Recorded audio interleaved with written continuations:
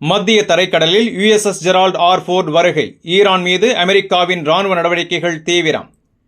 மத்திய தரைக்கடல் பகுதியில் அமெரிக்காவின் சக்தி வாய்ந்த விமான கப்பல் USS ஜெரால்ட் ஆர் ஃபோர்ட் வந்து சேர்ந்துள்ளது. இந்த நடவடிக்கை ஈரானை மையமாக கொண்டு அமெரிக்கா எடுத்து வரும் ராணுவ மற்றும் அரசியல் திட்டங்களுக்கு புதிய திருப்பமாக பார்க்கப்படுகிறது. ஈரான் அமெரிக்கா இடையிலான அணு பேச்சுவார்த்தைகள் இன்னும் முடிவுக்கு வராத நிலையில் இந்த கப்பல் வருகை சர்வதேச கவனத்தை ஈர்த்துள்ளது. அமெரிக்க அதிபர் டொனால்டு டிரம்ப் சமீபத்தில் வெளியிட்ட கருத்தில் இன்னும் சுமார் 10 நாட்களில் உடன்பாடு அமையுமா என்பது தெளிவாகும். பேச்சுவார்த்தை தோல்வியடைந்தால் கடுமையான விளைவுகள் ஏற்படலாம் என்று எச்சரித்துள்ளார்.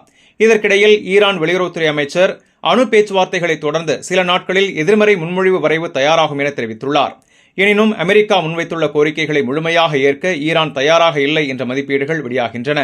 அரசியல் ஆய்வாளர்கள் கூறுவதாவது, அமெரிக்கா தற்போது இரட்டை அணுகுமுறையை பின்பற்றுகிறது. ஒருபுறம் பேச்சுவார்த்தை முயற்சி, மறுபுறம் வெளிப்படையான ராணுவ அழுத்தம். வாஷிங்டன் போஸ்ட் வெளியிட்ட தகவலின்படி குறுகிய கால தாக்குதல்களுக்கு மட்டுமின்றி நீண்டகால ராணுவ நடவடிக்கைக்கும் தகுந்த படையமைப்பை அமெரிக்கா தயார் நிலையில் வைத்துள்ளதாக கூறப்படுகிறது. மொத்தத்தில் USS ஃபோர்டின் வருகை ஈரான் அமெரிக்கா உறவில் பதற்றத்தை அதிகரித்துள்ளதுடன் அடுத்த சில நாட்கள் மிகவும் உற்றுநோக்க வேண்டியவையாக இருக்கும் என சர்வதேச அரசியல் வட்டாரங்கள் கணிக்கின்றன.